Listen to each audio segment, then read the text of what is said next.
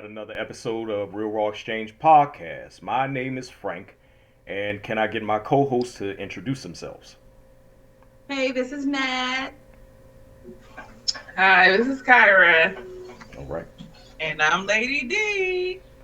All right. So, for this week, the topic that we have at hand that we're going to try to have, a good conversation about, at least for an hour, hopefully, is code switching. Code switching. Okay. So I'll go ahead and start off first as far as, maybe a basic definition or, my take on code switching. Now, the term code switching, has, different aspects that I believe a lot of people normally don't think about because oftentimes when the term code switching is used, especially within certain cultures, more specifically within American culture, or for that matter, more specifically to go down in further detail when it comes down to Black American culture, it's often used as someone, switching it up as far as their personality in one environment compared to another environment. To give an example, uh, somebody who ends up working in corporate America when it comes down to maybe working for a subsidiary of a Fortune 500 company, they have one personality in the work environment, but then when they get home, they show a different personality, or if they end up having a professional environment that they're working in, they may act one way in that professional work environment compared to how they would act when it comes down to being around a group of friends where they may show more aspects of their personality around their friends because they are more comfortable around them compared to coworkers that they don't really know, or depending on how the work environment or the professional environment is, it could be a certain level of competition in that environment where they can't really show all the nuances of their personality, all the dynamics of their personality. Where essentially is okay, you got one way that you're at work compared to another way that you are when it comes down to being around friends or being at home when it comes down to family. You know? What y'all think? Anyone? I, I'm, I mean, personally, I feel it's necessary, especially in corporate America, to be able to go in between. Because I won't lie, I do it at my job all the time. I don't. The way I sound on here is not how I sound at work. Mm. Um, so it's a necessity because I'm, as Nelly like to call it, country. Um, and my dialect can be very difficult to sometimes understand or seem very, I don't know how to put it, but it's just something that's not you would I wouldn't use it in the workplace. It's not professional, as they would say. Mm. So it's necessary for me to be able to turn on another part of me to be able to interact on a professional level with clients and my coworkers. Okay.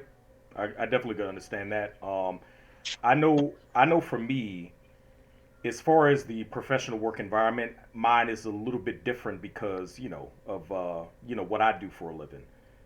Where the environment that I'm in, we can say that it is professional. I may have a sense of professionalism in my mind when it comes down to how I act in the work environment, but then also in turn for the work environment that I'm in, based on a certain aspect of how military is, we oftentimes step back in and back out of the professionalism that would be needed in a civilian setting. You know, where there may be certain jokes that may be said in my work environment that is acceptable that would never be acceptable in a work environment that maybe you, Kyra, you're working in, or work environment that Nat may be working in.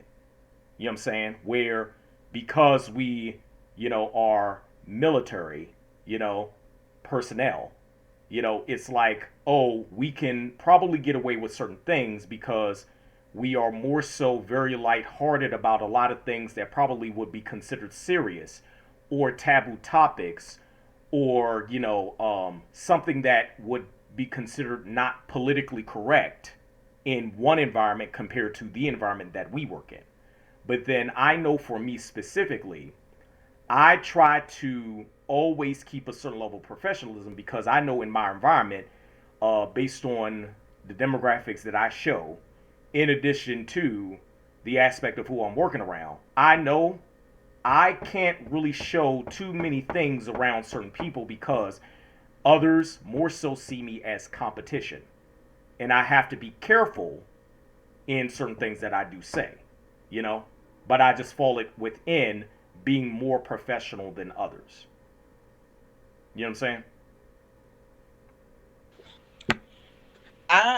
I work in an environment where I have to code switch because you have to be able to talk to people's parents because when you nanny in certain neighborhoods, and depending on what the neighborhood is, that's the language that you have to speak. Yeah, yeah, But yeah.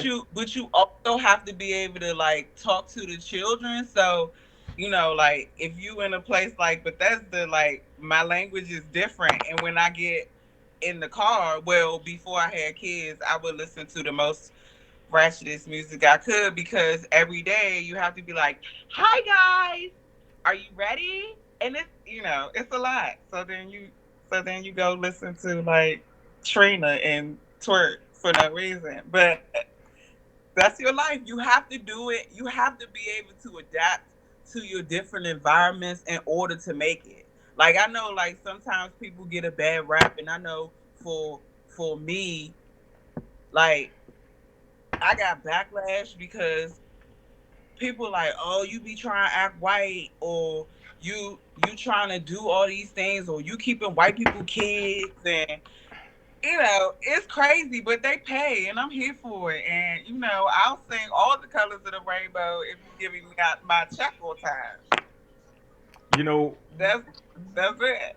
what's funny is I have realized when it comes down to my personality, um how I end up code switching because I do. How I end up code switching is I know for me, baseline personality, I can't turn off, my if I can say this, my intellect.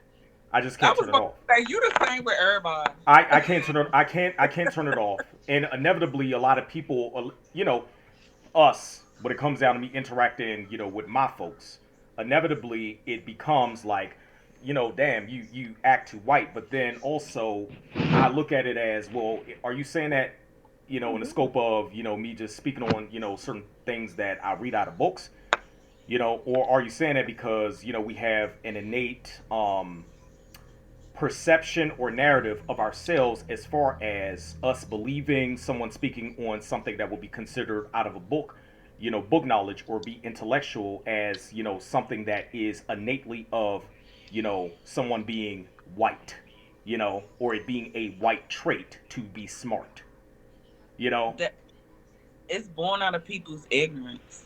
Well, yeah, but then how often does that happen when it comes down to, let's just say, if I'm in a setting where you got a few black people talking about stuff that has happened in the '60s and the '70s when it comes down to the civil rights movement, they're only talking about Martin Luther King and Malcolm X and Medgar Evers, or certain civil rights leaders or what may have you. And then I bring up something in reference to details about how certain governmental intervention inevitably separated us as black people. All of a sudden, you got certain people in their mind who black who are like, oh shit, like we got to go there. Where it's just like, yeah, because I felt it in my spirit. Sue me, you know. But Oh, but the thing strictly is, Mickey.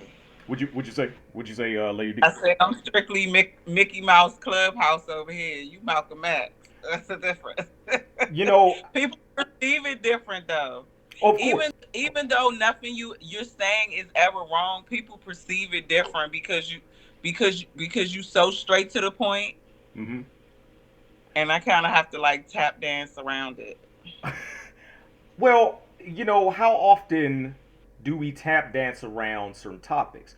Or how often do we go into various environments where something happens where we feel in our spirit, maybe we should say this about said situation, but we don't end up doing it because we have made sure that the particular switching of code that we are in at that moment in time is maintained because others may not be able to handle the other code that we follow. You know what I'm saying? They may not be able to handle it. What y'all Well, think? they probably not successful. I mean, you know, I think the aspect of success may be at times a little bit subjective to the individual, where somebody may have in their mind, okay, this person has success on this level, but also in turn that ties with also their perception of how they look at that person. You know, but then they may see like I'm gonna be real about it. It happens to me all the time. In the work environment that I work in, oftentimes you have various people that automatically believe I shouldn't be speaking on the things I should be speaking on because what I speak on doesn't match how I look. You know, it doesn't match. Where if I talk about certain historical things and I'm very to the point when it comes down to that, but then it's like, well, what you say doesn't match, the image that we have really in our head of you, you know? But then also it becomes an argument of, well, uh, maybe your perception of me is not what you should be thinking, but then your perception of me is what you're conditioned by, and you're going to always go back to that because you refuse to see me as more nuanced than the narrative that you have in your head. you know where I do code switch, but I don't do it in the way that often we do it. I do it in a way where I tend to water myself down and not say too much. You know what I'm saying? I tend to do that. But then another aspect of code switching, when it comes out to the actual definition of it, because there's an actual definition of it versus the you know colloquialized definition that we do have. When it comes down to black people, and black people ended up code switching in various environments, it really goes back to language.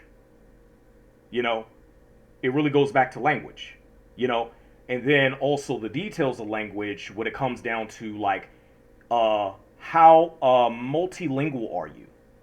Or I would even go as far as saying this, and this is one thing that I know I'm good at. Um, and I may switch it up every now and again because I can do it, but I automatically just don't do it. But I know I can. Is how multi-dialectal are you? You know, because you have different languages, right? In those languages, you have different dialects of those languages. To give an example, when it comes down to Portuguese, you have the Portugal way of speaking Portuguese and you have the Brazilian way of speaking Portuguese. When it comes down to Spanish, you have the, Spanish way of speaking Spanish when it comes down to Spain. And then you have the Latin American way of speaking Spanish. Those are different dialects, you know? But then when it comes down to English, right? You got the British way of speaking English, and do you have the American way of speaking English, which is the two standardized ways that most people want to speak English in this world. More so when it comes down to, this just goes back into my TFL expertise. When it comes down to, Chinese wanting to be able to speak the American version of English because they want to be able to make business here. You know what I'm saying?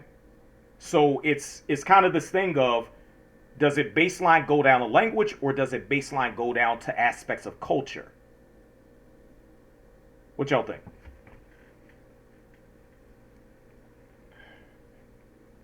Anybody?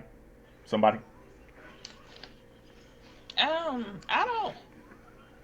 I don't know. I mean, all I can speak is on mine. I come from the South, so that's its own that's its own world in itself On when dialect. it comes to language. Facts. Right, it's its own dialect. We've got so many different dialects in the South, so it's its own language pretty much, depending on where you're at.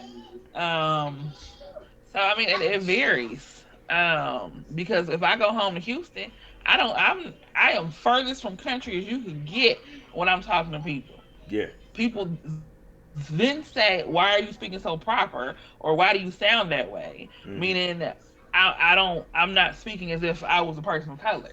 But to my East Coast friends and people from up north, I'm as country gets, and it blows my mind how much it differs just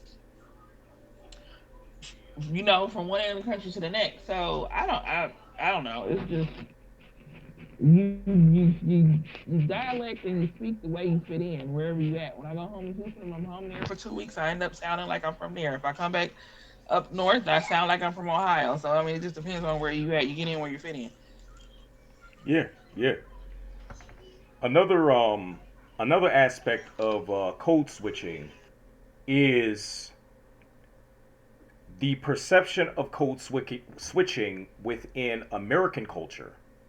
You know, where it being a necessity to make sure you don't really show certain aspects of your personality in certain environments because they can be used to, you know, for others to, use against you, in various ways, and then going back to the dynamic of political correctness, where that's becoming more of a trend as far as, well, you shouldn't say this, you shouldn't say that.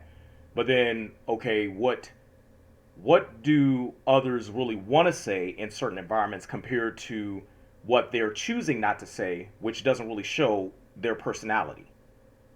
The personality that we may need to see, be it in the work environment or when you with a couple of friends just hanging out.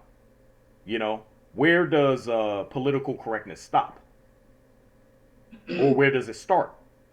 You know, thoughts? I'll say that I don't think that the work environment. There's a lot in my mind, but I'm trying to like uh, pick the one I want to go with. I don't think that code switching, right? We all do it. I code switch Facebook. It's a habitual thing that I do. Yeah. And I do it for various reasons, but I don't just do it when it comes to my work environment. Now, when I'm at work, okay, I'm Becky, okay? They don't know Natalie. They know Becky, okay? Maybe I can be Nicole, okay? But when I get off work, I may be Nikki, okay? It doesn't matter, whatever, okay? But I don't just code switch at work. I also think it's about being adaptable. Like I see it in a few different ways. Mm-hmm.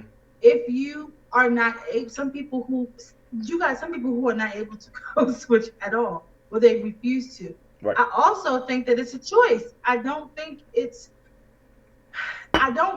of code switching as being a necessity in some instances. I get that you have to not necessarily code switching, but learning how to adapt to your surroundings and learning how to communicate with those around you, right? Mm-hmm. So that's kind of how I think about it. I don't necessarily have to code switch because reality is that even if I'm with a group of friends, if they say something that triggers something in me to become defensive, I'm going to react a different way. I'm not going to react the same way that I was acting before. I'm not nice Natalie because now I'm on my defense, right? Well, not on my defensive, but I am feeling defensive, so I feel like I have to defend whatever it is. Mm-hmm. I'm not code switching. I'm going to let you know how I feel.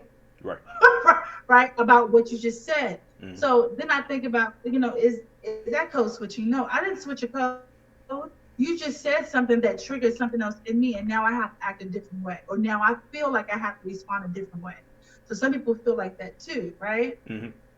With the language piece of it, yeah, I totally get that, but I don't. I think that code switching is a choice, and that's just how I feel about it because I've worked with people who don't code switch. They are themselves, whether they come to work or not. They're themselves when they leave. That person is the person that you see, and that's just how it is. Some people are just themselves. If you have to code switch, which most of us do, I and like I said, I'm guilty of it. I code switch all the time. I don't just code switch at work. I code switch among, it just depends on who I'm talking to. Depends on who I'm conversing with at that moment. That's my personality, right? I'm a very adaptive person. I get that you have to, I hate to put it this way, but it's the only way I can kind of put it right now. And maybe because I'm tired, but you have to play the fool. Okay. I play the fool a lot. Not that I'm a fool, I'm not a fool, but depending on who I'm talking to, nobody wants to feel like a fool. Like, if you're talking to somebody, sometimes they want to feel important. They want to feel like, well, I mean, honestly, like they want to feel important. And so there are many times where I step back and I give them that light. I don't need that light, Do right? you do you It's no reason feel for me to have that light. But I don't code switch. I just do you be like, feel okay, what? well, let me ask this, and I don't mean to cut you off. Let me ask this. Do you feel it's, letting someone be within their sense of importance, or letting someone feel superior based on what they're saying? I think it's a little bit of both because if you want to feel important, then you are also you're also feeling superior, right? I mean, not in all cases, but in most cases they kind of work hand in hand. But me, I'm the type of person where if I know something and I know it, and if you are that adamant about it that you feel like you want to, get whatever you're saying across, I don't. Then I'm gonna just let you go. That's how I am, but that's not how everybody is. But I don't feel like I have to, in that moment. If I yield or I back down, I don't necessarily code switch. It's just I don't feel the need to kind of go into this anymore. So Hmm. that's just how I take it. But I code switch all the time. You have to. I do. Matter of fact, I code switched when I met my boyfriend. I was okay, and then something happened, and he saw a whole different person. Yes, he did. Ooh. Whole different person. So he even told me that I'm not. And we probably don't realize that we do code switch in relationships. You also code switch when you're talking to kids, and I'm just saying, I I need to know that ask. Kyra's about to say something because she's all about the Does it count representative, if he thought but I was it's a church true. girl? It's Is that true. code I switching? don't feel that it is code switching. It's your representative. I feel like Oh it's two my different things right God. there. Your I feel like your representative is a different representative. damn code. Ah, I don't care what you say. That is completely different see, Oh my, because no, no, no, no, no, no, no, no, no, no. But I'm not talking about. Okay, okay, okay. I get it. I get what you're saying. No, he did not meet a representative. He met me. The whole thing was that. So I get what the representative is. So let's just kind of like break these two up. So the representative is the person that the person meets that they think they're meeting, right? hmm, And they're not really meeting you. That's the representative. And so that's not who he met. He met me as myself, but something happened where we had a disagreement one day. Okay. And I had to switch on, another light switch. I had to be clear. And so I think that you can code switch in relationships too. Even with kids don't meet the representative, kids meet their parents. But as nice as I am to you, think, don't think I won't beat your ass. Okay. So I mean, you code switch as a parent too. Now you probably don't know it. It's probably subconsciously doing it, but you kind of code switch. I'm just saying. But you code You do it switch. out in at the grocery store. Don't do this. Don't touch that. I'm gonna beat your ass. Hmm. If you go in the store, you start. I'm just You saying. I'm yes, code just saying. switch as a parent at their school too. Like when situations happen, you have to react so they don't call CPS or don't react. But when you but get in the car, you You like, you know what? You do that to me again, it's gonna be on. But then you got some parents that don't care nothing about that. Because I remember there was a parent that, back in the day when I was in elementary school, and she knew her kid was acting up in class. He was a class clown. And she came and essentially, in so many words, dog walked her son throughout the whole tiles of that room. Throughout, Hey, them new schools will call the police on you. you That know, that, I that must have know, been in the 90s. I know it's different now. I'm talking about back in the 90s. You know what Oh I'm saying? yeah. Back in Hmm. the 90s, Oh, look, I seen this boy get parents, beat with his mother boot one day. I'm like, damn, that's what I'm dog. saying. Like it was one time where a parent brought, a wooden paddle to school. You know what I'm saying? My grandmother bought a spatula, but it wasn't for me because I was an angel. Okay. All I'm saying is, It wasn't. I'm pretty sure somewhere along the line in this era, you got the dynamic of the parent that is going to turn up once they get in the car, and then the parent is going to turn up no matter where they at. Like, Speaking of parenting, did y'all all see what happened with Kirk Franklin? Cause he no. cause he did a little, cause he did a little switch. Did Oh, y'all he did a see? GP. Are you with He me? did a big Okay. switch. Okay, So y'all something got to tell came me about out. What was it? A few months ago or He something like cussed his that. son out Where in all the holy words. Ah. I mean, it was so bad. I felt that through damn YouTube. I, I said, where you learn But them his words son from, was Kurt? It was in him, but he got some backlash from it. But here's my thing: he's still a parent. He He a can't, parent. he's still human. it. True. But you right, but have his some people son who was would just wrong for what his son did though. Okay, what happened? Because I don't know. Like, I don't keep up with. His son thought he was throwing his daddy basically under the bus and putting out business. And his daddy said because he would I think Kirk was supposed he had asked him for some money or he asked him for something and he told him no, you need to go get a job. And basically, Kirk was like, he read him the riot act. He was like, I worked too hard for this. You ain't did nothing for this. And he read him basically. And then the boy thought, oh, I'm gonna put this out on the internet and it's about to ruin your career. He ain't get nothing but church folk like that's dang skippy. That's what you need to be doing. Okay, let yeah, me let me for the let, most part. let me say something on that. So here's my take on that.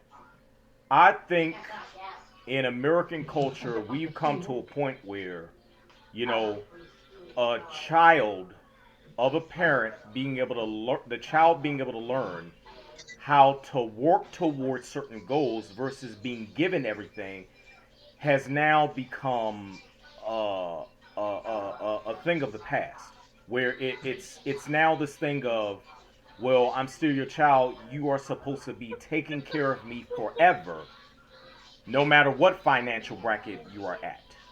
Kids of that caliber don't work though. Shaquille O'Neal said So, his kids would be out on the street before he. Oh yeah, I saw that. I so saw that when it came down to Shaq. and I 50 saw Cent, that. yeah, and 50 Cent had something with him and his son, where one of his sons, like, they don't even have a relationship no more. Because he basically told him, "Look, I'm not taking care of you.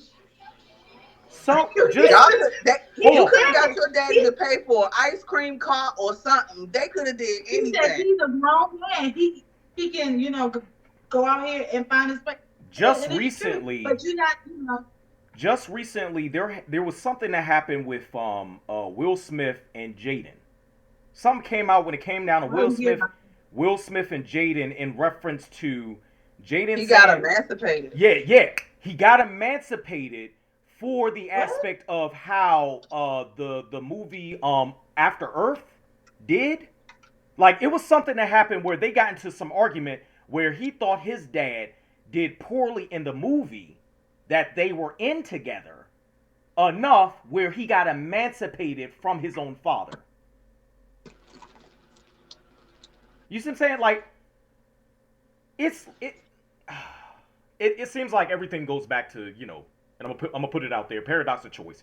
Everything ends up going back to that, but it's like things like that being an issue when you your whole life have been in the mindset of affluence and don't really understand what struggling is. You know what I'm saying?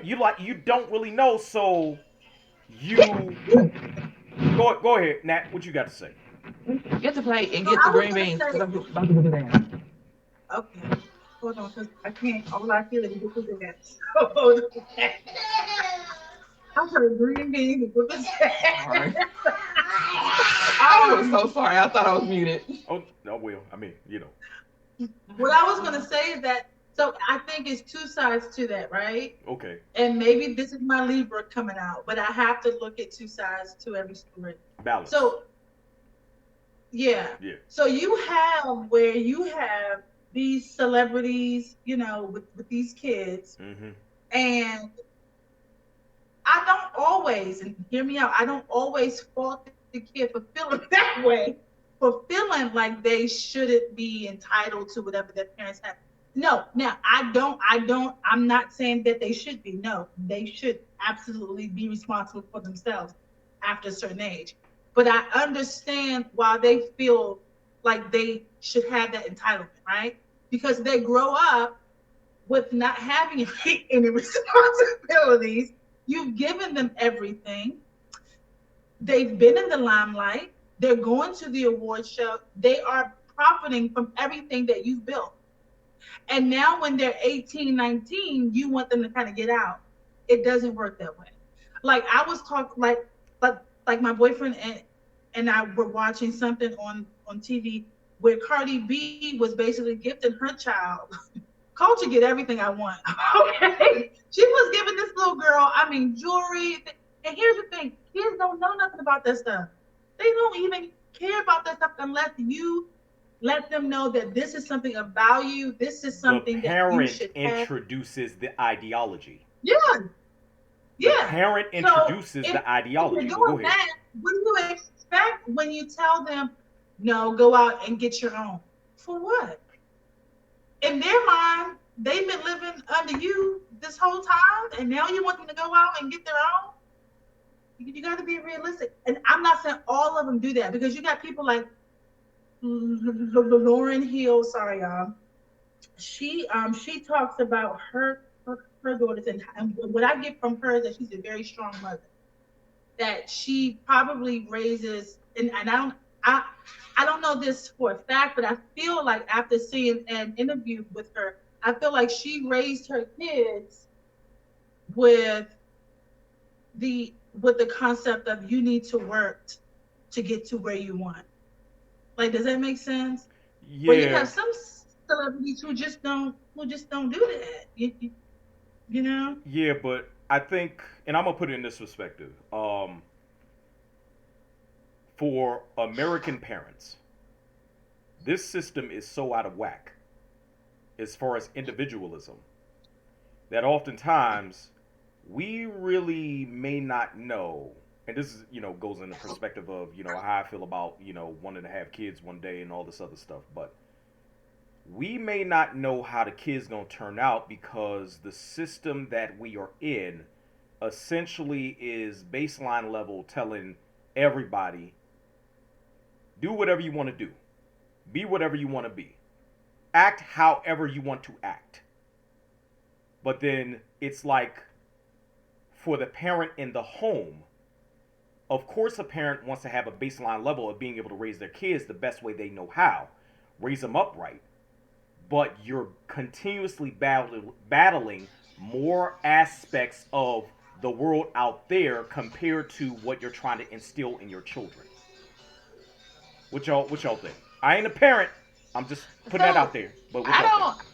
So if we look at how America really is structured and how it's set up for us, so it gives the illusion that you can do whatever you want to do and be whoever you want to be. It's all an illusion because the educational system is truly set up for everybody to think the same and do the same, so they can go out here and do the same job and work for, Bezos and all them and not complain and not Be an say anything. employee for the rest Truthfully, of your that's the life. way it's set up Be an to employee be for an the rest of your life. employee. That's what the educational system was set up to be, was to train employees for workers. Mm-hmm. And so it's not set up for individuality. It's just made to give you the illusion, like, oh yes, you can be a millionaire, a billionaire, you can be these things, you can be an astronaut and do all these great things when it's few and far between this actually happens for. Mm. Because if you look at how they teach us in school, we're all taught to do the same. The problem has to be worked out this one way. It can't be worked out any other type of way but this one way.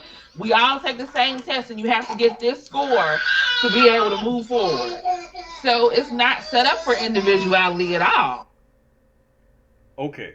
I what you got, Nat? It seemed like you got something. No, go ahead. Go. Okay, let me just get my piece in real quick. She be about to jump out her chair. Look, hey, gotta do what you gotta do. All right, so I believe that the illusion is there.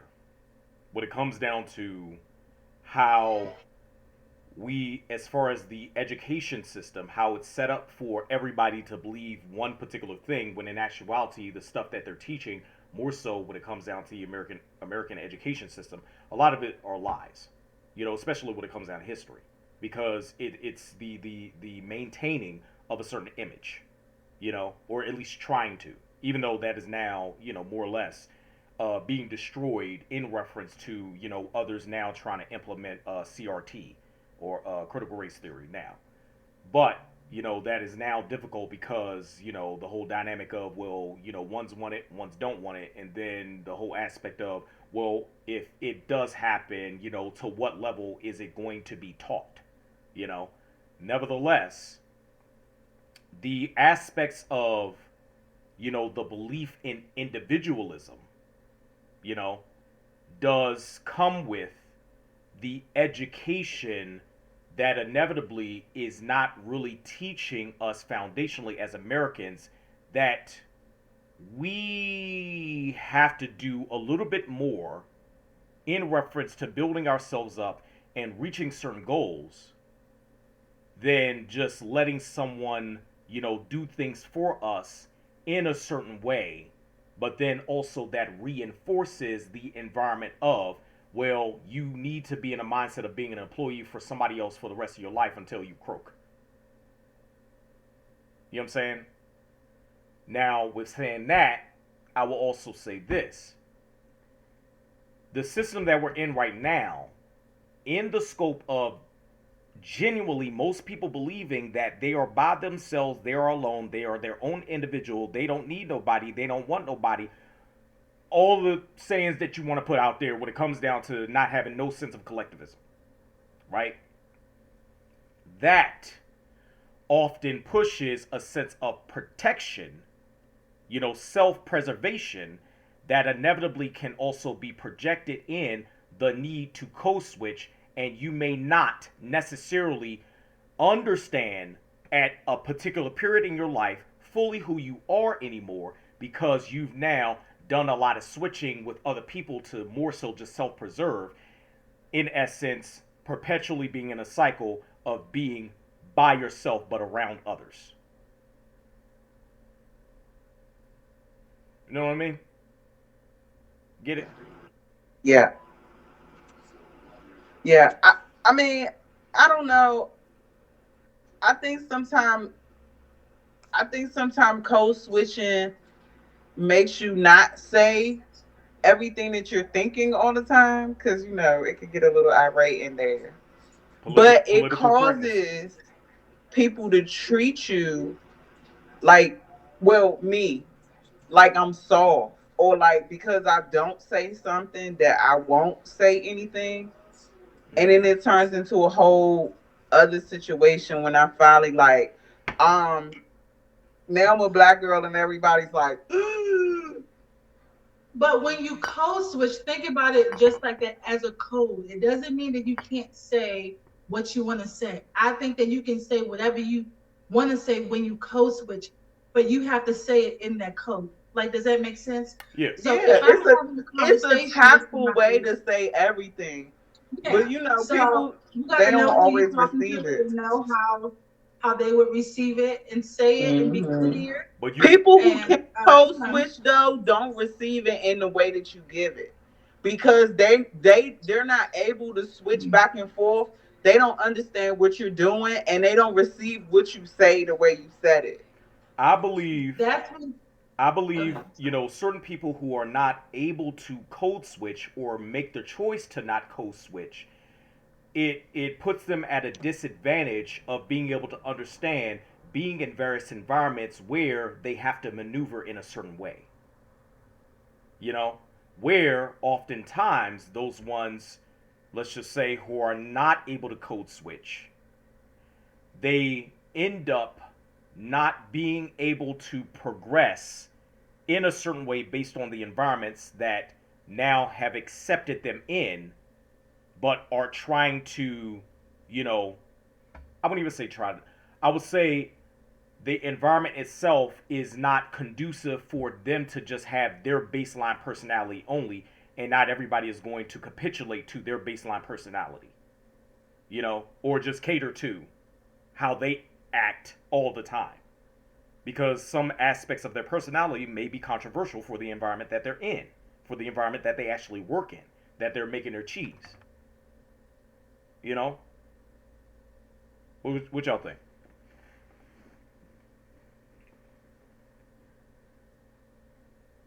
Y'all got nothing? I continue to talk. Okay. So, um, let me put another dynamic out there, right? Another dynamic that I was thinking about was how code switching can definitely lead to others, you know, making sure that they use it as a weapon against you because they feel you're not acting a certain way that they believe you should be acting in said work environment, or in said friendship dynamic. Or church or religious. Yeah, yeah, I work at a church. yeah. I'm just, you know, like I'm gonna It's put it out true. there. I'm gonna put it You've out been to there. my church. I code switch at their church all the time. Look.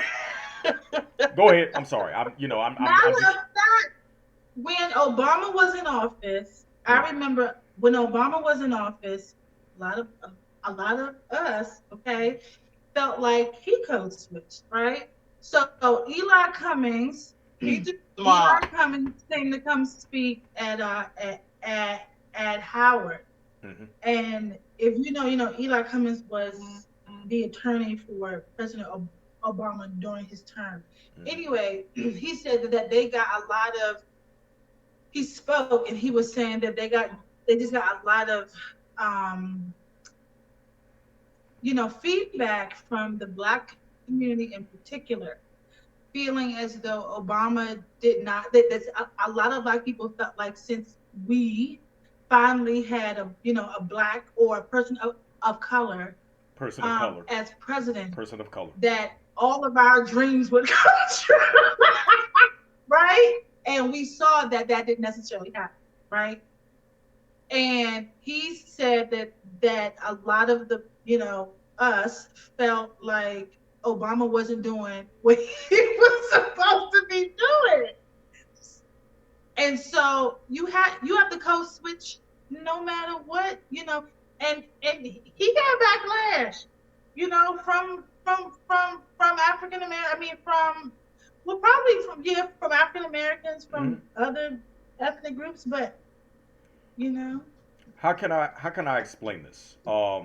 And I'm glad that you brought up Obama because he's a great catalyst to use as an example.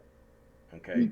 yeah, So especially with open buildings. so I don't believe anyone of mixed race, especially within the United States of America, has the ability to be able to not act like they have been bouncing back and forth between two paradigms of two different cultures. What do I mean by that? We all know that Obama is mixed race. Dad's black, mom's white, right? Now, we all don't also really know all of the nuances of how he was brought up. We may only know some nuances of how the relationship was between him and his dad. We may only know certain nuances of the relationship between him and his mom. But it seems as though he more so grew up around his mother. You know what I'm saying? In addition to the fact that one of the things that I see is there is this dynamic with mixed kids that once they get of a certain age, of adult age, they have gone through a lot of dynamics of hatred between two different races. In addition to feeling like they have never belonged within any race because it's always that thing of it's either one side or the other. So if you may end up having certain nuanced experiences within one race that may make you feel like you're not a part of a certain race, and then for a majority of period in your life you have only experienced being around another race, but then are also told you're not of that race because you look like this. What do you think that's going to do to your mind in you being pulled between two different paradigms? You're going to probably feel like you don't belong anywhere. You just are of your own, person only. But then that also comes with, if you may feel later on down the line in your life that now you do have a connection with one side of yourself, and then you try your most efforts to be a part of that one side in various ways, i.e., have a black wife, black children, so on and so forth,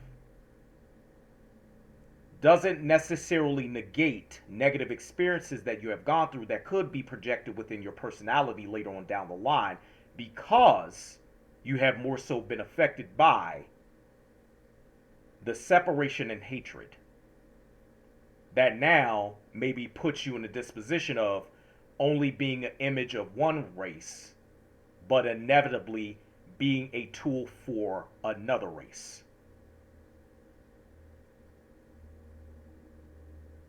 If you understand what I mean. Being an image for one race, but only being a tool for another. And maybe the way you were used as a tool was to only be an image.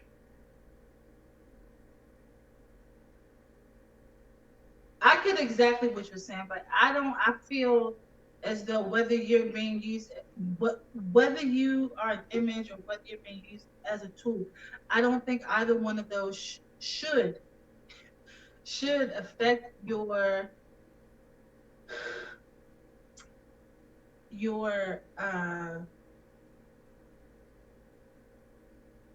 shit. I don't think it was on the tip of my tongue while you were talking. Now I don't remember what I was going to say, but I was going to say it should not affect your ability to make an ethical decision about something. Like, does that make sense? But then Like, also, but you then know what I mean? Like, I get what you're saying, but then when it comes to my, yeah. also we have to really speak on the definition of ethics.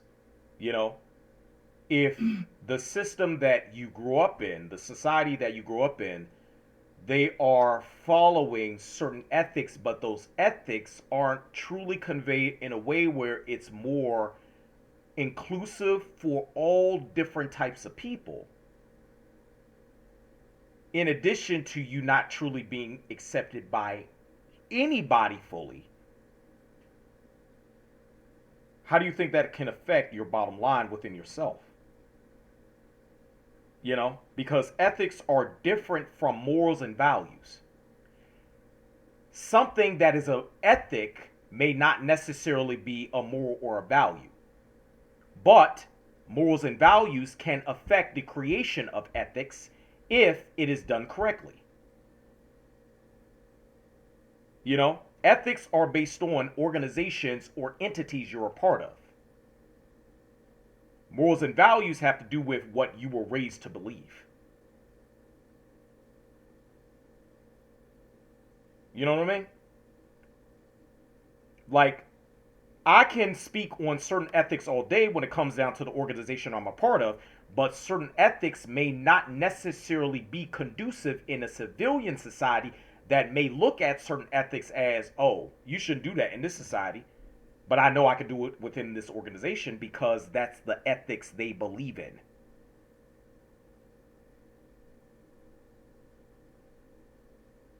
Okay. So foundationally, what are you being affected by when it comes down to the bottom line within yourself as far as how you see yourself, in addition to the ethics that you may pick and choose to use because you may know you don't have as much full power as maybe another president that would be in that position that you are in. Because oftentimes, image is seen in particular ways that benefits one class of people than the other.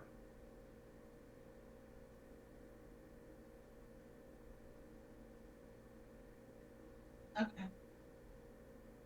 I mean to, I'm serious. I mean to shut you up or anything, but I'm just, I'm You giving more didn't shut me nuance. up.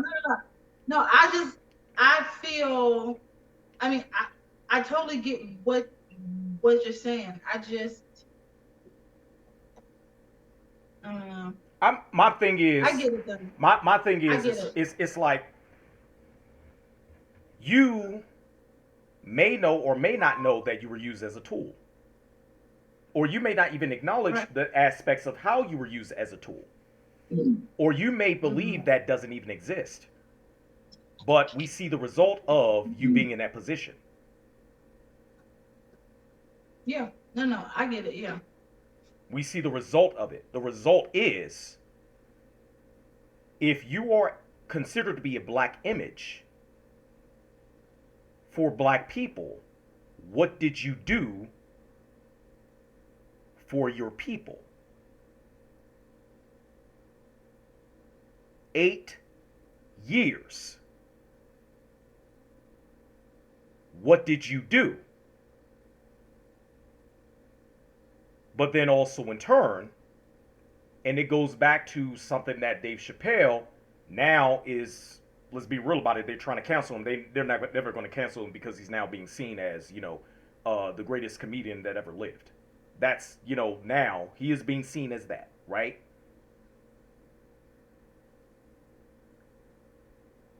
Dave Chappelle, essentially, the reason why they're trying to cancel him, because him as a, speaking on image, him as a black, straight, Muslim man who is American, he shouldn't be speaking on certain issues. You see what I'm saying? He shouldn't be even talking about the dynamic of his friend who was of one of the letters within, the half alphabet folks.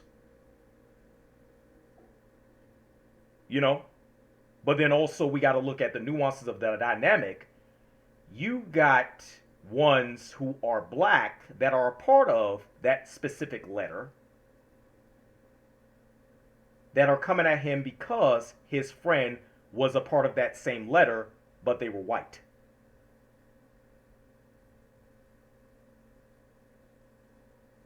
And then it becomes more nuanced where mainly the biggest thing that he was talking on was, okay, within the sense of comedy, you're not able to talk about, this group of people, but us who have been in with a certain group that have been oppressed over time, and we used our oppression as a means to be able to, joke about it, crack jokes about it, all that stuff, and other people benefit more so from that. Nah, y'all not gonna acknowledge that, but now the trend is if you even speak on a certain subculture or subgroup, you must immediately be canceled because no one wants to hear it. And he was using his friend as a catalyst to be able to have a conversation. But a lot of people won't even get that because now it's more of a trend to want to cancel someone, especially when they follow in certain demographics.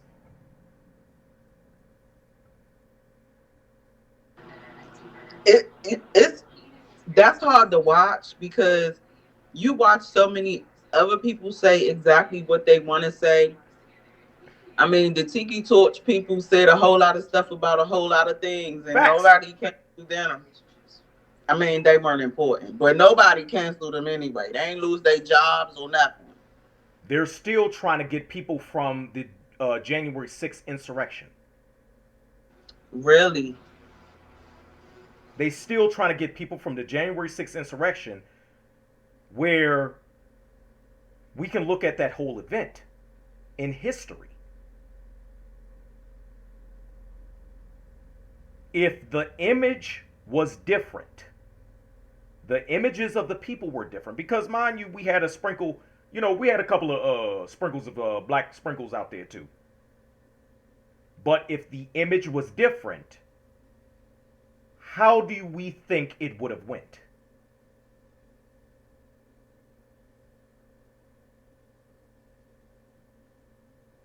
Everybody been locked up. Or dead? Or in that compartment under the White House, or in between it that don't nobody's supposed to know about. This is where the aspect of, okay, people having to change it up in certain environments, because inevitably if you do speak on certain things or you do, highlight certain things, inevitably either you're going to be canceled or people are just going to look at you a certain way based on political correctness. But who is political correctness for? Who is it for? And in what environment is it for? You know? Where it's like, sometimes I feel like damned if you do, damned if you don't. You know?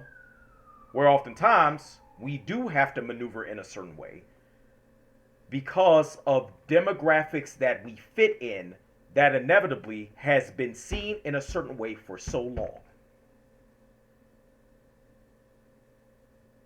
Y'all know what I mean? Or, I mean, if somebody disagree with me, just let me know. Speak on it.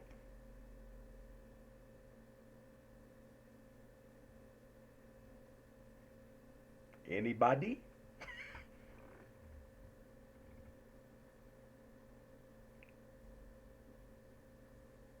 Kyra, are you going to say something? It's It driving seemed me like crazy. it's driving us crazy. Like it's like What it's is like going on? it's like you back and forth like,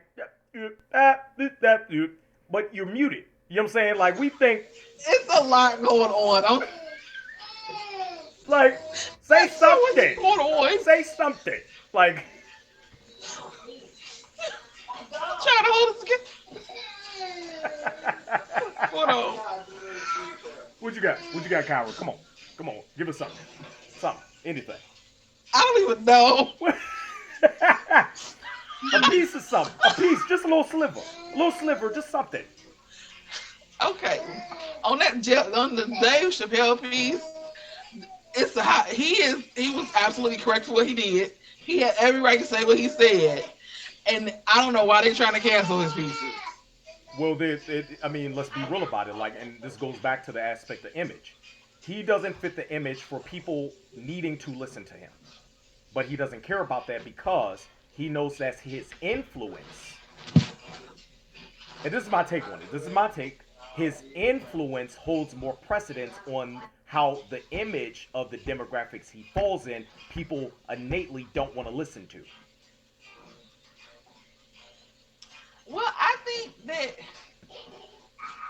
it's just that it's the alphabet crew looking for a reason to try to cancel somebody personally, because what he said made perfect sense. You can't root for one side and then be crickets on another. That just doesn't make sense. You want people to be there for you, but you don't want to be there for nobody else. That's all he's Facts. really saying is you can't do that. And that made because I that's the only reason I watched it was to see exactly what everybody was trying to cancel. He's just saying you can't be crickets when you see another population struggling because we're there for you when you got some issues going on. But as soon as something happened to us, it's crickets. No, it don't work that way. I would even take it a step further. And I'm gonna take it a step further because it is what it is. Oftentimes, with ones who are of us, when it comes down to melanin being a part of the half alphabet, group, oftentimes they more identify with their alphabet than they do with their genetic disposition. Yeah, that does happen. But too, even within that whole alphabet brigade, they don't want a lot to do with those with melanin either. I didn't hear what That Dave whole group Chappelle. has some. Would you I'm say sorry. that? I was just saying I didn't hear what Dave Chappelle said, so that's why I'm not really speaking on it. I mean, okay. I mean, You gotta watch it on Netflix. It's a whole comedy special, and it's all about it's one topic. He's talking about the transgender community and kind of how they get up in arms and you talk about one of their own, but then when the melanated community has something going on or something else happens to another community, they crickets, they they're crickets. quiet. They're crickets. They don't say nothing. They don't say nothing, they don't march, they don't stand up, they don't do anything. And it's just like It's the you can't it's the expect help it's the and you not. expectation. It's the expectation they always are gonna get help from everybody else because they're more so in the ones of the limelight of needing help based on how media is promoting them. But then when it comes down to others, like give an example, our brothers and sisters getting murdered by police. Oh, nothing. Hello, hello. Right. Exactly. So the best example, another way to look at what he was saying is when the Asian community was getting attacked over the beginning of this year, and they started coming, and they was like, "Well, y'all supposed to help. Why don't y'all stand with us? How long have you been treating us like third world citizens when we walk into your store? You want us to stand with you, but yet you treat us like we lower than low, and you get mad because we sit back." I sat back and was like, "Well, ain't karma a bee?" Because I swear it's messed up what happens to people and then people got harmed, but you want me to jump up, but you don't jump up for us. You know what's crazy about that? Because I'm out here on the West Coast, right? I'm in Cali. There were a lot of protests. In California specifically because there's a large Asian community in Cali, specifically LA, right? There were a lot of protests happening, during the time that, they were trying to get that bill passed, right? And I saw with quite a few protests, you got a lot of black people out there helping out the Asians when it comes down to protesting, which inevitably shows how empathetic we are. But then when it comes down to us getting murdered in the streets, hello, We empathetic for the whole world. We will empathize with everything under the sun until we need people to empathize with us, and it's quiet, it's crickets. Oh, you should have obeyed, you should have complied. It would have never happened if you would have just did what they told you to do. It's not. I'm glad you said that. I have a segue for that, but continue. I'm gonna have a segue for that, but continue. It's just we have to stop turning the other cheek. I don't care what's in the book. Stop turning the other cheek because you're gonna keep getting slapped until your cheek is black and blue. And that's where we at this point. We have to be the ones to stop turning the other cheek. And oh, that's not the way it's supposed to be. That's what it ain't working. It ain't worked out for us, has it? It has not. So here's my take on the whole turning the other cheek, and you were supposed to comply. You all you needed to do was do what we told you to do. How long has that been happening? How long has that been a catchphrase that is used to make sure it puts our empathy in check? Always. How often? Where I'm gonna be real about it. If I know I don't need to speak on certain things, I'm not gonna speak on it. But if I know I have an intellectual base to be able to speak on a particular topic, I'm going to say something. Might not be popular, people might get mad at it, people might be upset with it, but inevitably, they will hear my opinion. Give me crayon, you done. They will hear my opinion. Where the aspect of Stop. us being able to comply or us being able to, have a mindset. Stop drawing on stuff, Beanie. You're the babies. Us being able to us being able to um you know understand how we are continually told, oh, comply, do this, do that, do the other, and it doesn't really help. It doesn't help the aspect of us being able to stay on earth and be alive.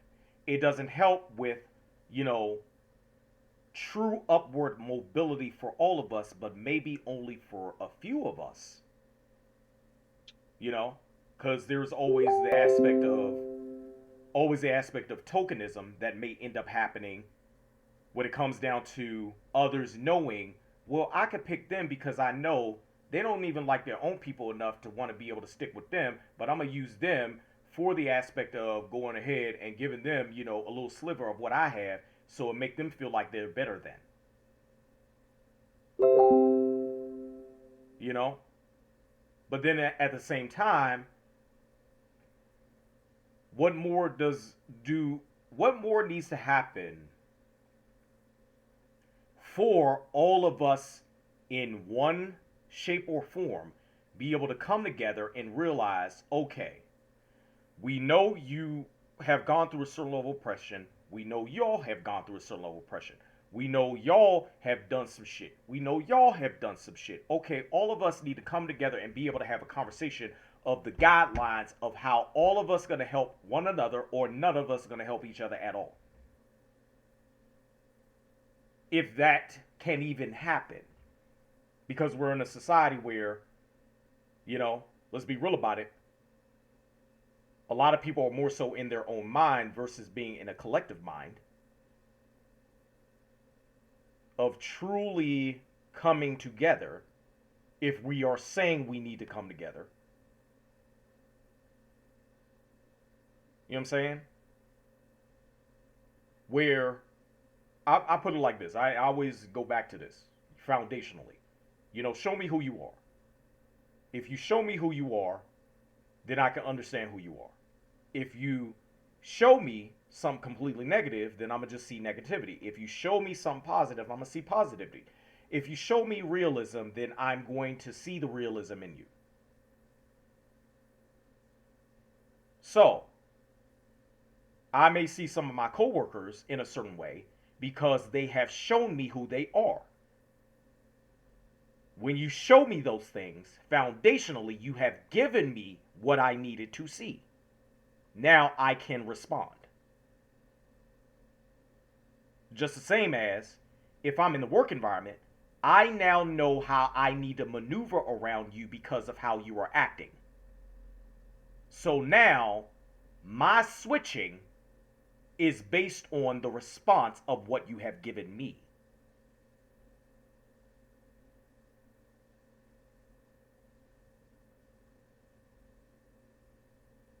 What y'all think?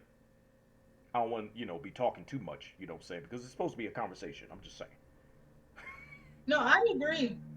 I agree with what you just said. I'm sorry. I was reading up on what happened with Dave Chappelle, so engage in the conversation.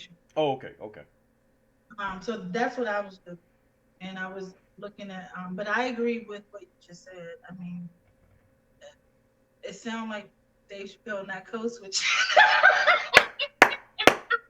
That's what it sounds like. I mean, I'm And just he's not. He's saying. not. He's not being apologetic about what he said at all, and he shouldn't be, because what he said and what he's about is absolutely right. And I've never been a huge Dave Chappelle fan because I just did not think he was funny personally. You know what's He wasn't to me. But after this, he gets much of my respect, and I will watch his Netflix or whatever he comes out with just to provide him that support because he's right. you know what's funny? You know what's funny about what you just said? I completely understand what you said. Because a lot of black people didn't find Dave Chappelle funny until his second season of his Chappelle show. Let's really keep it a buck. I Dave Chappelle foundationally really wasn't on black people's comedic radar until the Chappelle show back in the early 2000s, specifically 2003. He more so had a universal following, but we already know the term universal is, another synonym for the term white. That kind of comes from where he grew up in Ohio because I know where he's from. Kind of comes from where he's from. Well, fair, Well, but he's from Laurel. He lives in Ohio. right. I was about to right. say He's from, he's not he's from from our His neck of the woods. dad lived in His Ohio. dad did moms, you know what I'm saying? Like, you know, let's be real about it. Like, He hung out in Ohio, and where he hung out with was heavily Caucasus. What'd she say? Heavily what? say it again, Kyra. Was heavily what? Caucasus. Okay, yeah, Caucasus. All right, so get it. Oh, okay. Fair, fair, but he has, and based on because I mean he's a graduate of our high school. Nevertheless, he does have a foundation of being around black people, which helped him to be able to even out in himself, understanding the black side, even though being real about it when it comes down to the comedic game, it's fairly difficult, and I'll put it in this perspective. I believe it's fairly difficult for black comedians to be able to come in the game of comedy and have a black base of fans and not speak on only black stuff. Well, here's the thing. So I agree. And like Kyra, I didn't, and still, Dave Chappelle is not personally my favorite comedian of all times. It's But I hilarious. do think he's funny. I think he's funny, but to me, he's not my favorite. But I get how he is a great comedian. But I was gonna say, can somebody mute real quick? So, because I forgot what I was gonna say. Damn, I I lost what I was gonna say. Oh, I was gonna say that I think that that comedians are starting to really because they're comedians, they already have a stage, right? Yeah. They have a platform where they can really speak Mm-hmm. in a comedic way, I guess, if you so please, Yeah, yeah. about whatever they want, right? Yeah, yeah. You got a lot of comedians who have got backlash off of speaking on real issues. Richard Pryor, don't forget about Richard Pryor, Yeah, fact. Chris Rock. You know, no, Monique is in a whole lot of shit. And we ain't even gonna talk about We her. almost She's a blacklisted. whole different bracket. But they, and now Dave Chappelle. So I think and this isn't the first time he's been, in this sort of light either. But I think it's almost like an uprising. Like it's like we're gonna say what we want to say because not an uprising, but it's like it's time for them to really, or maybe they feel like, look, I'm gonna just say what I want to say because this is how I feel, and this is how I, this is what I They think. stifling his art.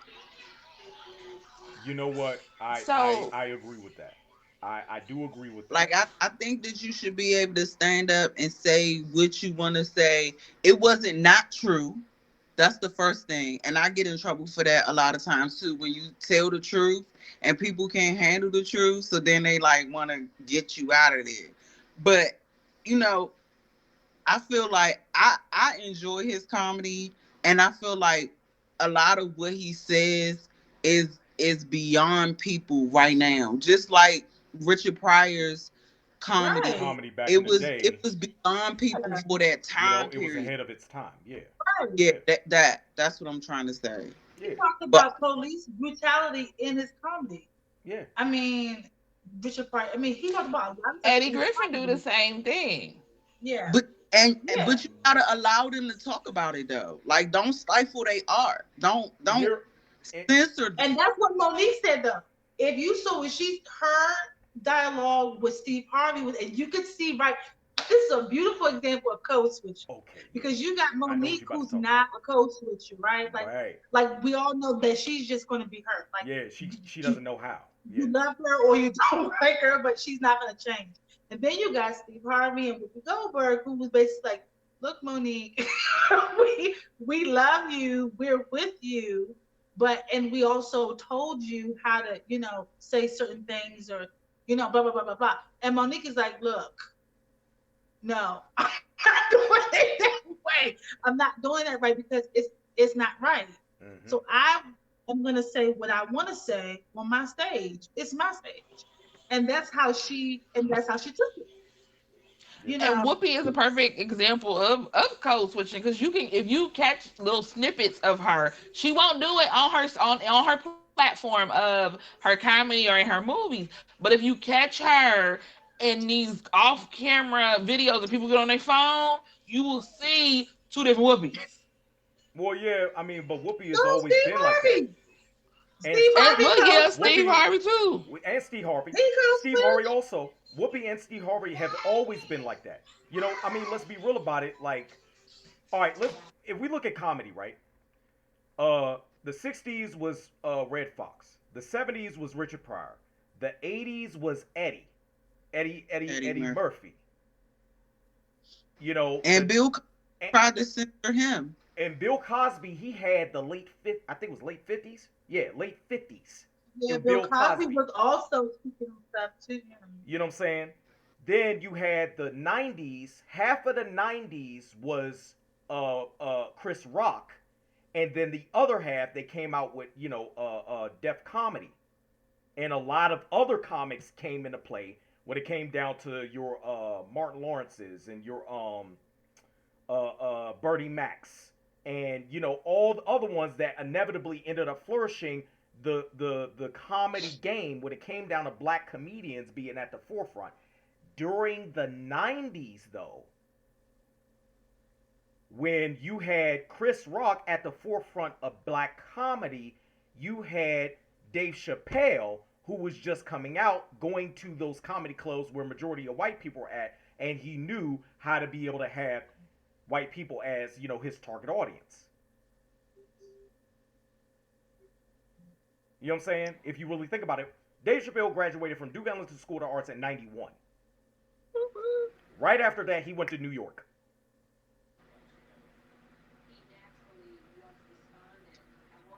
He went to New York. And we already know what it really is like being in New York trying to make it.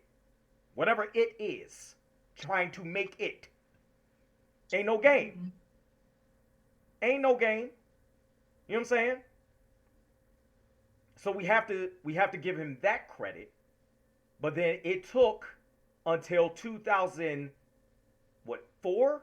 I'll say the beginning of 2004 or 2003 2004-ish for now black people to attach themselves to Dave. Or yeah, Dave. From 91 to 2004. You know what I'm saying? But then now, let's be real about it.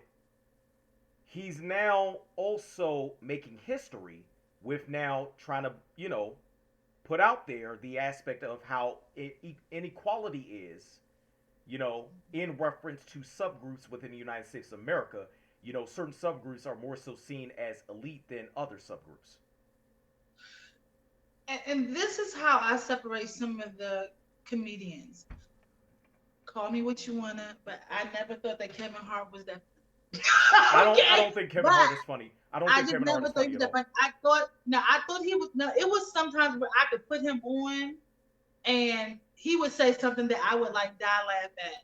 But I was never like a consistent like Kevin laugher. Hart, yeah, It was like, what is he talking about? yeah. But I also think that it was like that, at least for me, because for sometimes I don't think he really spoke on real issues sometimes.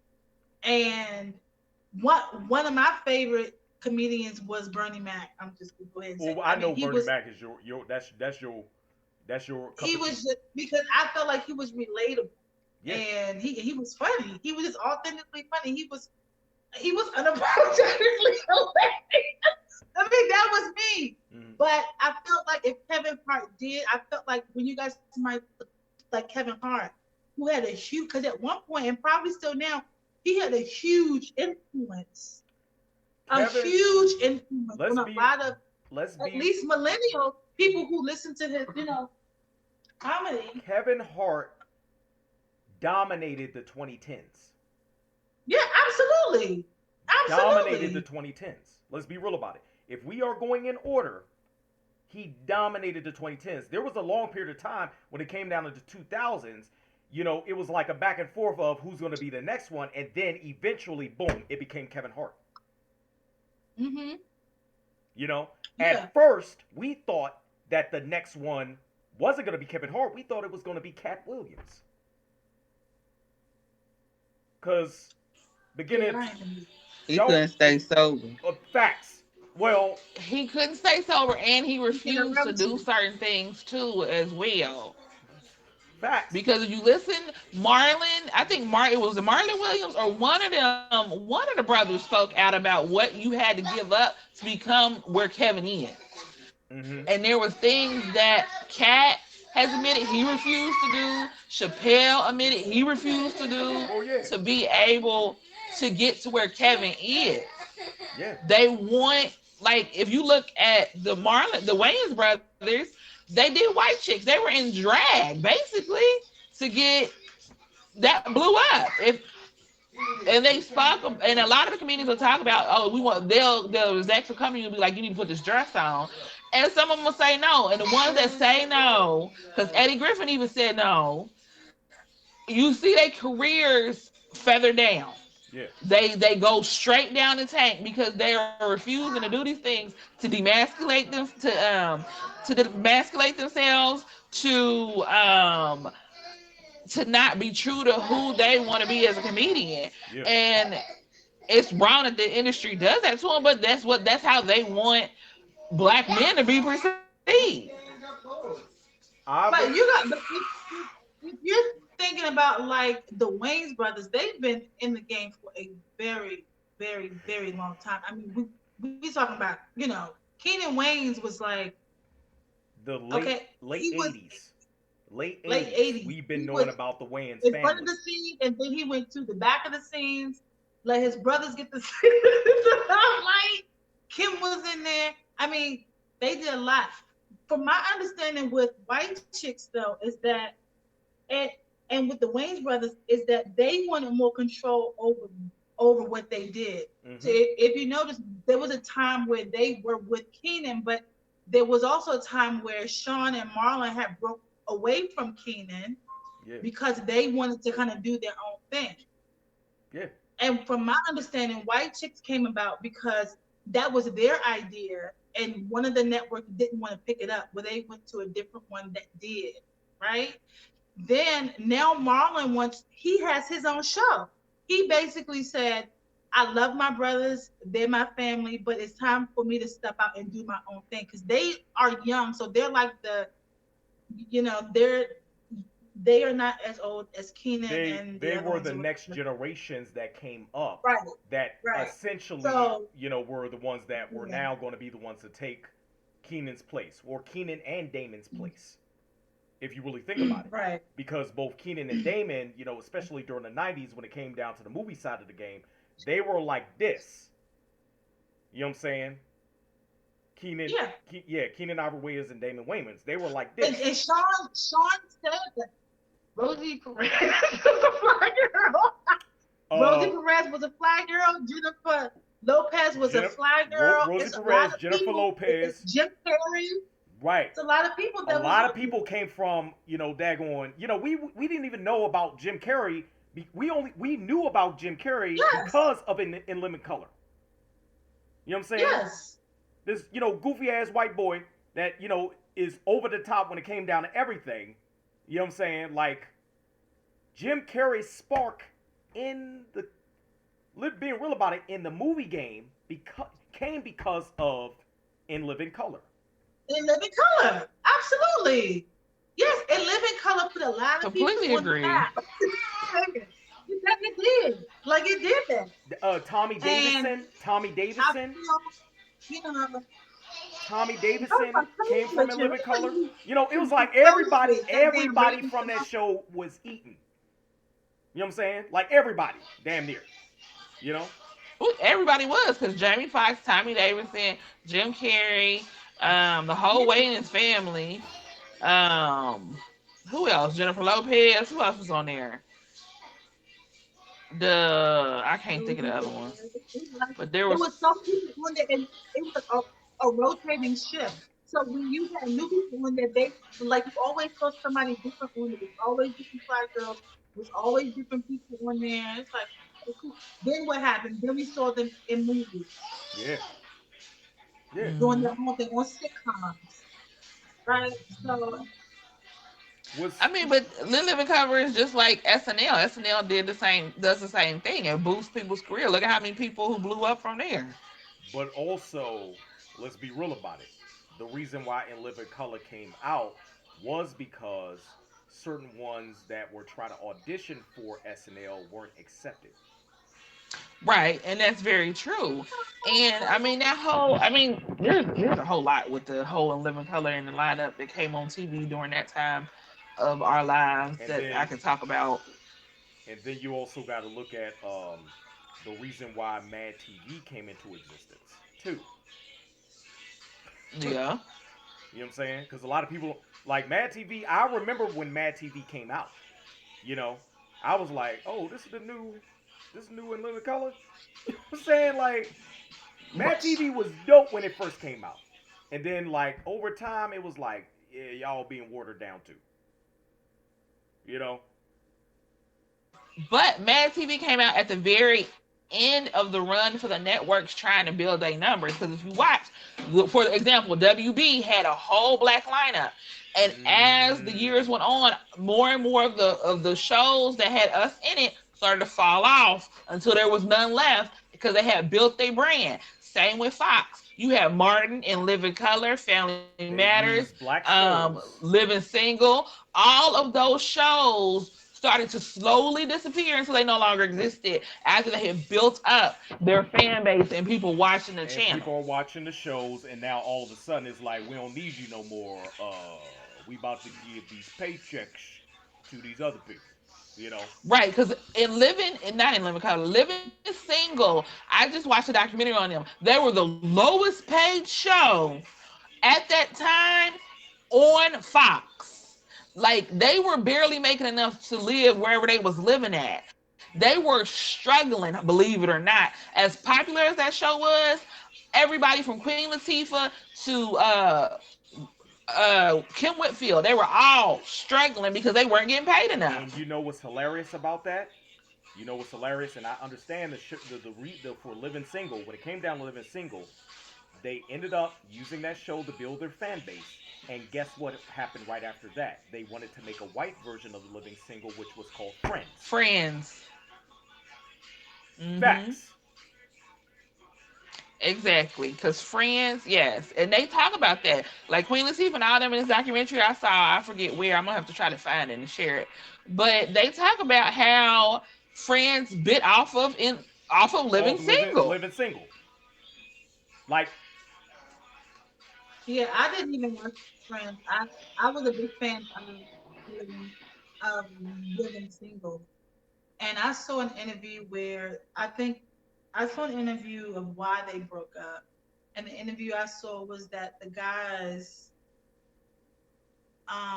were actually it was it wa- it was a few reasons why, I guess, but I guess the guys weren't making as much money as the girls. I don't know how much everybody was making. Obviously, I have no idea. Yeah. But that's what I think Cal Barker had said in the Yeah. interview. Yeah.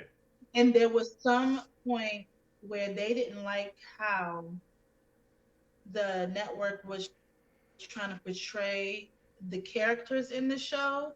And so when they Yeah. brought it to, the producers or to the people or whatever, um, they were, no more show. No more show. No more I show. mean, So, be real and about that it. happened with a lot of black Black. shows. All Okay? it was all the black shows. Yeah. Eventually, when it came down to numbers being brought up based on black shows being on those particular networks, eventually it got to a point where you had too many black actors and actresses trying to speak on how they weren't being or how they were being treated and being given low Now, pay. And then from all of that, it was like, oh well, fuck it, we don't need none of y'all no more. And then all those black shows just stopped. I Mm-hmm. think that goes though. I think that goes with the exception of of Bill Cosby show. What was it? What was it? The show Different with world. Rudy. No, The Rudy. Cosby Rudy from Show. the Cosby Show. Thank you. Yeah. From what I saw online, I saw an interview where Bill Cosby basically set it up to where everybody on that show would eat nicely. And after the show, after it was showed, Oh, the they still to this royalties, day get a percentage. royalties were Right, on point because Bill knew what he right, was doing. You know. exactly. So he set it up that way. But then you had other black shows that didn't have that, and so that's where they were kind of trying to compare apples to oranges. Like, well, did you have that, right? And they were like, no, we didn't get that. We didn't get that. You know. Like I accredit, and I'm gonna put this out there, even though controversial when it comes down to Bill and stuff that he did in the past. But I'm gonna put this out there. When it comes down to my mindset on education, right? There are few black men that I've legitimately seen that are doctors. Like they have their PhD or doctorate. You know, That's also a topic I have speaking on black physicians, but I'm just saying. well, well, essentially black scholars. You know what I'm saying? Like ones who prominent, have done prominent things. And I'll bring up Dr. Boyce Watkins when it comes down to his PhD in finance. As far as him helping out black people when it comes down to having as much financial literacy, so they could get themselves out of certain disposition of having to work for other people that really don't give a fuck about them. But then I can also speak on Dr. Umar Johnson, where a lot of people don't want to speak on Dr. Umar Johnson because of how controversial he is. But then also, this is one of the men that has been speaking on, the monopoly of how medicine has been used to, essentially, try to treat, ADHD and all this other stuff when it comes down to putting kids in damn special education in schools and everything, where all of a sudden they're being given certain medications and everything, and how it's just a monopoly in itself to bring more money into the school by having these kids go in special ed, and inevitably that raises the budget or the finances for that school for that year. You know, where it's Dr. Cosby, because he is a doctor, whether people want to believe it or not. Dr. Cosby did a lot back in the day that was considered to be controversial. You know? Yeah, he did. I've seen the documentary that came across Facebook like a couple years ago where he what was it? He asked children in a class. This was probably back in the 70s. Yeah, Baby, I know what you. which doll do you want to play with? I know what you talking. I've seen that video. I've seen that video. I know what you talking about. You know, like he. It was a lot of stuff that he was doing back in the day, but then also behind the scenes. Mm, Do I need to speak on it? well, Yeah, no, well. we're not gonna. That's not. That's all we're going to say. Just well. You know what I'm saying? Well, We just that's it. That's all you need. That's all we need to say. Just well. You know, just that's a conversation for another day. That's a whole other facts. topic in We itself. we we. I mean, we going late anyway. So, um, y'all want to cut it or y'all y'all got anything else to say? You know what I'm saying? Um, no, I think that Bill Cosby did a lot good and a lot bad. I mean, I do. I can't sit here and say that he didn't do a lot of good things because he did. He did a lot of, and especially if we're talking about like education. I remember on the Cosby Show when not him and his wife are philanthropists who work philanthropists, Mm-hmm. and they just really poured into the black community.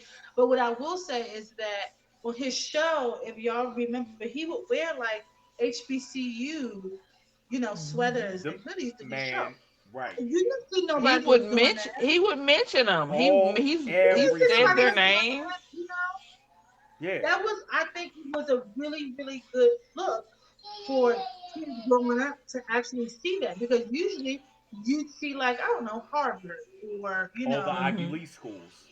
You know what I'm saying? That most Princeton. Right, Yeah, black people are not right, even going to be able to get in. You know, or if right. exactly. they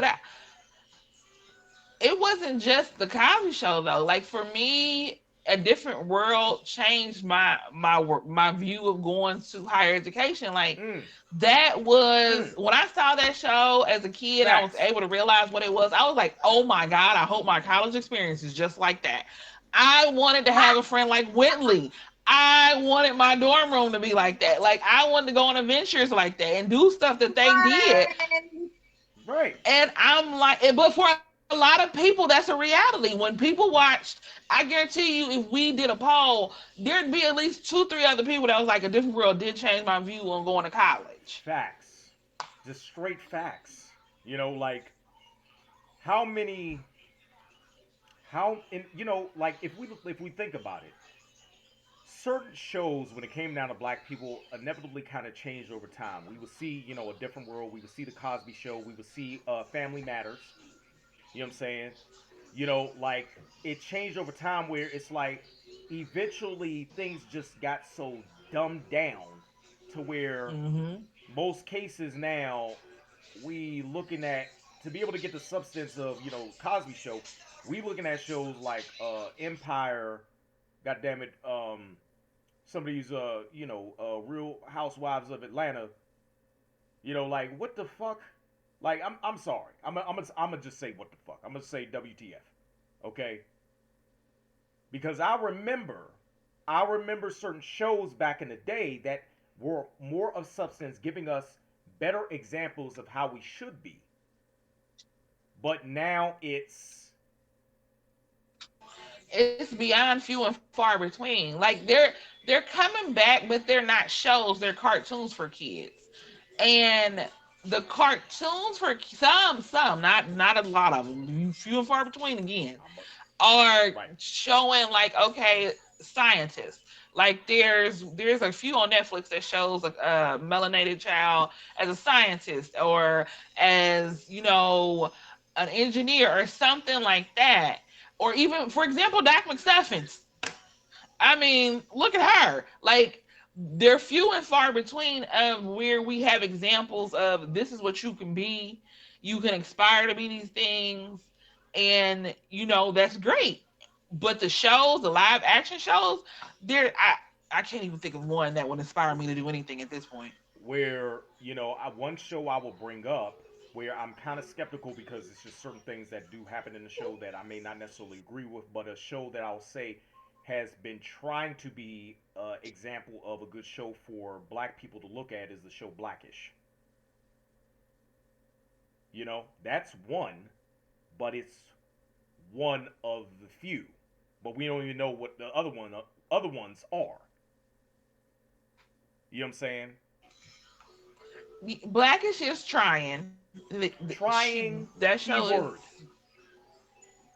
They're trying. I give them that. They're trying. And then they tried with the spinoff show. They tried, Yeah, but I it's think kind yeah, of going the other. it's It going in another was direction going that straight and it veered inevitably off. that is Oh, see, I don't for. watch. Yeah, I mean, I don't. I've seen a couple of episodes of Blackish. The other show, the spinoff Grownish, which essentially all they did was they took from the template of the Cosby Show and A Different World. They just took from that template. It's Mm. the same shit. You know, Blackish, you got your black family that you're growing up around, whatever, whatever, right? Grownish Um, is just a different world, but for this modern time. Right. And I don't even think the daughter's in college. I think at this point she dropped out. I don't And even see, know. well, okay. Like I'm gonna just say okay because I mean, realistically, it does happen. I can see it being as an example, but it's just like, all right, well, the image of Right. our kids being able to see that, but then also one of the things that we do need to speak on when it comes down to higher education is financial literacy in reference to kids legitimately being prepared for school. Yeah. And often I agree with that that. that doesn't happen. It's just, oh, go to school, but then you ain't sharing no tricks on how to get through this. Thank Like, but No, I completely agree because I won't lie, I was a weird kid and I was the only one in my guidance counselor's office hyperventilating about how am I supposed to pay $30,000 to go to college, and they all looking at me like, well, you'll be all right, you get paid for it, and I'm like, how? and that's a problem. That's a problem that Beta. nevertheless, anybody else got anything to say? So we wrap this up. no, I don't think I have anything to say. I don't watch Blackish, so I can't really add any commentary that I don't know. Okay. I don't really watch a lot of TV actually. I don't know. I I'm don't not gonna. even I mean, I watch either Netflix or YouTube. You know what I'm saying? Like the stuff that I get, I yeah, I don't specifically really. look up I myself. watch one show, and I've been watching that show for a while, You know, and that's about it. like I the don't last watch. thing I don't I'm gonna even keep it have a real. TV. I'm keep it real about it. The last thing I watched that was great, and I'm gonna just say it was a great show. Was and everybody's on it now. Squid Game. That thing is impeccable when it comes down to storyline.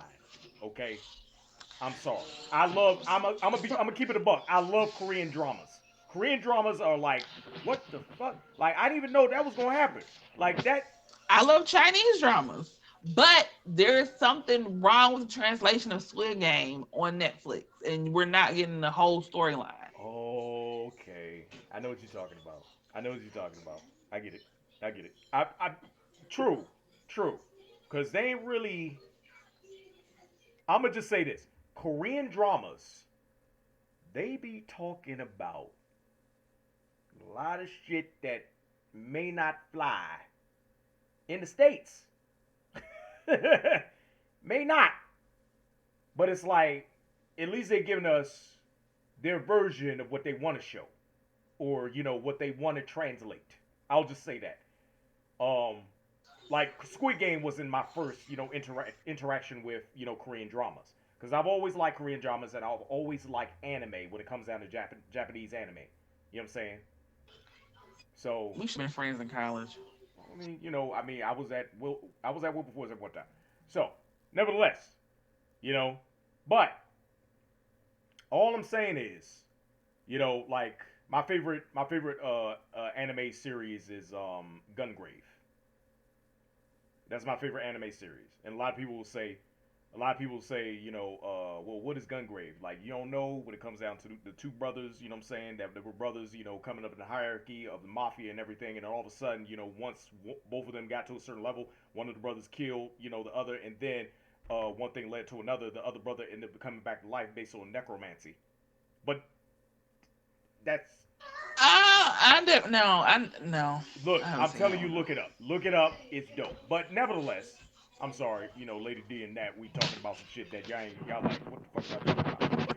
But, uh, It's okay. I already know that Kyra likes Chinese drum. I mean, look, well, whatever, I like different shit. I like weird shit. Whatever, I don't care. Anyway, especially me Ain't being, nothing wrong with it. I mean, at one I time, love I, it. I lived in Japan for like 2 years, so it was, yeah. So I got. Look, let me tell you something.